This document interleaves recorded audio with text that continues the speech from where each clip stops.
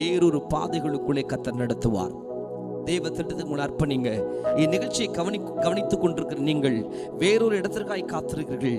ஆனால் தேவ திட்டம் வேறொரு இடத்திற்கு நேராக தேவன் உங்களை நடப்பிக்கும்படி செய்கிறார். தாவீது அதை சந்தோஷமா ஏற்றுக்கொண்டார். சுரமண்டலக்காரனாக உள்ளே போகிறார். அவர் வாசிக்க ஆரம்பித்த பொழுது சவுலுக்குள் இருந்த பொல்லாத ஆவி விலகினது. இப்ப சுரமண்டலக்காரனாக இருந்த இந்த தாவீது திரும்ப தன்னுடைய வீட்டுக்கு போகிறாரு. போகிற போது அப்பா சொல்றாரு, அண்ணன்மா ராணுவத்திற்கு அவன் சாப்பாடு கொண்டு போங்க அப்படின்னு. ஒன்னு தாவீது சாப்பாடு கொண்டு போறாரு. போனாங்க. கோலியாத் மிகப்பெரிய சத்தமாய் பேசுகிறான். அந்த கர்த்தருடைய வசனம் சொல்கிறது, எல்லோரும் கோலியாத்துக்கு பயப்பட்ட பொழுது தாவீதுக்குள் இருந்த அபிஷேகம் கோலியாத்துக்கு பயப்படும்படி செய்யவில்லை, கோலியாத்துக்கு எதிர்கொண்டு போகும்படி செய்தது. நீங்க கவனிச்சு பார்த்தீங்கன்னா அந்த யுத்தத்திலே தாவீதை கர்த்தர் யுத்த வீரனாக, ஜெய வீரனாக ஆண்டவர் நிறுத்துகிறார். எல்லாரும் பாடுறாங்க, தாவீது கொன்றது 10,000, சவுல் கொன்றது 1000 எல்லாரும் பாடுறாங்க. பாடின உடனே இதுவரைக்கும் அடைக்கலமாக இருந்த சவுல் இப்போது தன் முகத்தை திருப்பிக் கொண்டு சவுல் தாவீதுக்கு விரோதமாய் எழும்பினார். சில நேரங்களில் இதுவரைக்கும் உங்களுக்கு ஒத்தாசையா இருந்தவங்க தங்க முகத்தை திருப்பி இருக்கலாம். அவங்க உங்களை காய்மகரமா பார்க்கலாம், பொறாமையா பார்க்கலாம். பயப்படாதீங்க. வேறொரு ஸ்தானத்துக்கு நேராக தேவன் உங்களை கொண்டு போகும்படியே இவ்விதமான சூழ்நிலை கர்த்தர் அனுமதிக்கிறார். தாவீது பேசாம தான் இடத்துல இருந்தாரு. கர்த்தர் அபிஷேகம் பண்ணிட்டாரு. ராஜா உள்ள அரண்மனைக்குள்ள கொண்டு வந்துட்டாரு. ஆனா இப்ப எந்த ராஜா தாவீதை கொண்டு வந்தாரோ அதே ராஜா இப்போது தாவீதை தள்ளிவிடும்படி எண்ணுகிறார். ஆனா தள்ளிவிட முடிஞ்சுதானா? தொடர்ந்து இருக்கிற வசனத்தை வாசித்தீங்கன்னா அவரால் தள்ளிவிட முடியல. இப்போது தாவீது 100 பேருக்கு தலைவனாக மாறினார். 100 பேர்ல இருந்து 1000 பேருக்கு தலைவனாக மாறினார். 1000 பேர்ல இருந்து 10,000 பேருக்கு தலைவனாக மாறினார். அதுக்கப்புறம் வசனத்தை வாசித்தீங்கன்னா அவன் ராஜாவுக்கு மருமகனாக மாறினார். என்னை குறித்து, என்னுடைய இடத்தை குறித்து, என்னுடைய வாழ்க்கையை குறித்து, என்னுடைய எதிர்காலத்தை குறித்து கர்த்தர் ஒரு திட்டம் பண்ணியிருப்பார்னா அந்த திட்டத்தை ஒருவராலும் மாற்ற முடியாது. உங்களை குறித்து ஒரு திட்டம் தேவனுக்கு இருக்குமானால் அந்த திட்டத்தை யாராலும் மாற்ற முடியாது. அவர்கள் உங்களை தள்ளிவிட நினைக்கலாம், உங்களை வேணான்னு சொல்லலாம். பயப்படாதீங்க. உங்க மேல் இருக்கிற தேவ திட்டம், தேவ நோக்கம் உங்களை உயர்த்தியே தீரும். தாவீதை கர்த்தர் உயர்த்தினார். வேதம் சொல்கிறது, தாவீது வர வர விருத்தி அடைந்தான். இப்போது சவுலுடைய அரண்மனை தாவீதுடைய அரண்மனையாக மாறிடுச்சு. ஒரு நாள் வரும், எந்த இடத்துல ஒண்டி கிடக்குறீங்களோ, எந்த இடத்துல அண்டி கிடக்குறீங்களோ, எந்த இடத்துல எந்த ஆதரவும் இல்லாம நிக்கிறீங்களோ அந்த இடத்துல கர்த்தர் உன் தலைகளை உயர்த்துவார். அதை ஒருவராலும் மாற்ற முடியாது. இப்ப நடந்த காரியம் தெரியுமா? இப்ப சவுல் தாவீதை கொலை செய்யும்படி தேடினார். தாவீதுடைய வாழ்க்கையில இப்ப எந்த நபரை நம்பி வந்தாரோ அந்த நபர் கொலை செய்ய தேடுகிறார். தாவீது என்ன பண்றாரு? அந்த அரண்மனையை விட்டு வெளியே ஓடுறாரு. போயிட்டு அந்த தேசம் முழுதும் ஒவ்வொரு இடங்களா போய் ஒளிந்து நிற்கிற போது தாவீது எங்கெல்லாம் ஒளிஞ்சாரோ அங்கெல்லாம் மனிதர்கள் சவுலுக்கு அறிவிப்பு கொடுத்தாங்க, தாவீது இங்கே இருக்கிறார், அங்கே இருக்கிறாரு. சவுல், வேதம் சொல்கிறது, சவுல் தாவீதை கொலை செய்யும்படி தாவீது போகிற எல்லா இடங்களும் துரத்தினார். தாவீதுனுடைய வாழ்க்கை ஒரு மாறுபட்ட வாழ்க்கையாக, உடைந்து போன வாழ்க்கையாக மாறினது. அவரா இதை விரும்பி வரல. தெய்வ திட்டம் தாவீதின் மேல இருந்துச்சு. கர்த்தர் கொண்டு வந்துட்டார். போகிற இடங்களெல்லாம் தாவீது ஓடுகிறார். எங்க போறாலும் சவுல் துரத்துகிறார்.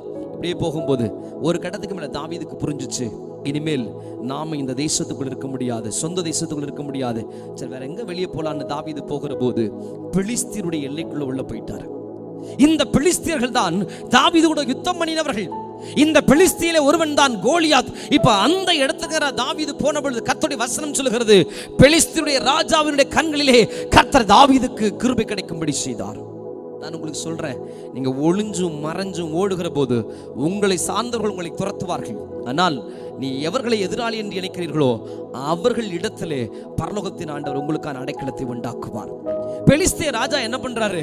இப்ப தாவீதை பாச, எப்பா உன்னை என்னோடு கூட வச்சுக்க முடியாது, உன்னை தேசத்தினுடைய கடைசியில் இருக்கிற சிக்கலாகல நான் உன்னை கொடுத்துறேன், அந்த தேசத்தை நீ வச்சுக்கோ, அது அடைக்கலமா இருந்துக்கோ, அது உனக்கான இடமா இருந்துக்கிட்டுன்னு கொடுத்துட்டாரு. இது வரைக்கும் ஒவ்வொரு இடமா ஓடி ஓடி உழைத்த ஓடின இந்த தாவீதுக்கு இந்த சிக்லாகு பட்டணம் ஒரு அடைக்கல பட்டணமா மாறிச்சு. நான் இப்படி சொல்ல விரும்புறேன், தாவீதுனுடைய கடைசி நம்பிக்கை சிக்லாகாக மாறினது. இப்படி இருக்கும்போது ஒரு நாள் தாவீது தன்னுடைய சேனை வீரர்களோடு கூட சிக்லாக விட்டுட்டு வெளியே போறாரு. போயிட்டு திரும்ப வரும்போது வேதம் சொல்கிறது, சிக்லாகு முழுவதும் சுட்டரிக்கப்பட்டிருந்தது. நீங்கள் 1 சாமுவேல் புத்தகம் அந்த 30ஆம் அதிகாரம் 1ஆம் வசனம் 2ஆம் வசனத்தை வாசித்தீங்கன்னா முதல் வசனம் ஆரம்பிக்கும் போதே சிக்லாகு அக்கினியால் சுட்டரிக்கப்பட்டிருந்தது. தாவீதுனுடைய கடைசி நம்பிக்கை ஒன்றுமற்ற சாம்பலாய் மாறி இருந்தது. எங்கெங்கோ ஓடின தாவீதுக்கு இருந்த கடைசி நம்பிக்கை இந்த சிக்லாகு தான். ஆனால் இந்த சிக்லாகு இப்போது புகைமட்டமாக ஆயிருக்கிறது, சாம்பலாக மாறி இருக்கிறது. தாவீதுடைய கடைசி நம்பிக்கை தகர்த்து போடப்பட்டிருக்கிறது. பட்டணம் மட்டுமா போச்சு, உள்ள போய் பார்த்த பொழுது தாவீதுடைய மனைவிகள் இல்லை, பிள்ளைகள் இல்லை. தாவீதோடு இருந்த அத்தனை மனிதனுடைய மனைவிகளும் பிள்ளைகளும் அவ்விடத்திற்கு நேராக கொண்டு போகப்பட்டார்கள். இந்த காரியத்தை பார்த்து கொண்டிருக்கிற, இந்த நிகழ்ச்சியை பார்த்து கொண்டிருக்கிற, கேட்டுக்கொண்டிருக்கிற உங்களுக்கு நான் சொல்லுகிறேன், உங்களுடைய கடைசி நம்பிக்கை ஒருவேளை இழந்து போயிருக்கலாம். இதற்கு மேல அவ்வளவுதான், எல்லாம் சாம்பலாயிடுச்சு, இதுக்கு மேல என்னால போக முடியாது என்பதாக இருக்குமானால் நான் உங்களுக்கு சொல்லுகிறேன், தாவீதுடைய நிலைமையிலே சிக்லாகு இடிக்கப்பட்டதை போல நீங்கள் நின்று கொண்டிருப்பீர்கள். நான் உங்களுக்கு சொல்லுகிறேன், தாவீது அவ்விதமான இடங்களுக்குள்ளே நின்றார். வசனம் சொல்லுகிறது, சிக்லாகு முழுதும் சுட்டரிக்கப்பட்டது, சாம்பலாக்கப்பட்டது. அப்படி ஆக்கப்பட்டவன திரும்பி பார்த்தா தாவீதும் அவன் மனுஷரும் பலன் இல்லாமற் போக மட்டும் அழுதார்கள். இப்ப அழுதவனுடைய அந்த அழுகை தாவீதின் மீது கோபமாக மாறினது. என்ன செய்யறாங்க, இதுவரைக்கும் இந்த தாவீது அவனுக்கு தேவையான எல்லாவற்றையும் செய்து கொடுத்திருக்கிறாரு. ஆனா இப்போ அவர்கள் தங்களுடைய காரியத்தை இழந்த உடனே தாவீதுக்கு விரோதமாய் எழும்பினார்கள். நீங்கள் அந்த அதிகாரத்தை வாசிக்கும் போது வேதம் சொல்லுகிறது, அவர்கள் மன கிளேசத்தின் நிமித்தமாய் தாவீதை கல்லெறியும்படி தங்கள் கரங்களிலே கற்களை எடுத்துக்கொண்டார்கள். எந்த நபர்கள் ஆதரவாக இருந்தார்களோ அந்த நபர்கள் எதிராக திரும்பினார்கள். ஒருவேளை இன்னைக்கு இந்த நிகழ்ச்சியை பார்த்து கொண்டிருக்கிற நீங்க அதே நிலைமைக்குள் இருக்கலாம். வசனம் ரொம்ப அழகா சொல்லுது, எல்லாம் எதிராக திரும்பின பொழுது தாவீதுடைய சிந்தை தாவீதுக்கு எதிராக திரும்பல, தாவீதுடைய சிந்தை கர்த்தருக்கு நேராக திரும்பினது. எல்லாம் எதிராக